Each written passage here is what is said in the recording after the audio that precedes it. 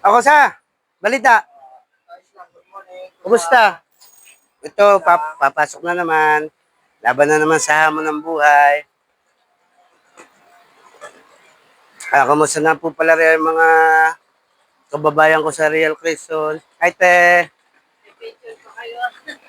Kay.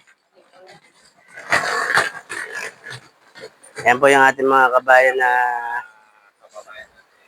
hindi sumusuko sa hamon ng buhay kahit mainit na mga kababayan. Basta't lagi ko po sinasabi sa inyo, lagi mo natin tatandaan una sa itaas.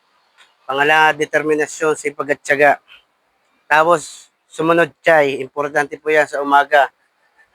Chay.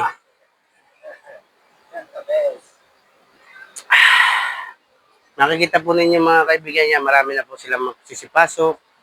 Yan. Yung mga kababayan po natin na hanggang ngayon, tuloy-tuloy pa rin sila sa hamon ng buhay. Ayun na po yung service namin, oh. Pakita mo. Ayan. Tapos pakita mo. Alam po mga kaibigan, bumubusi-busina na.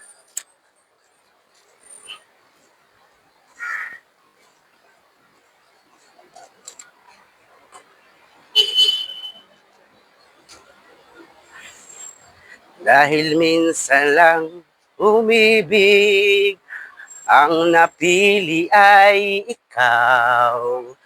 Okay na.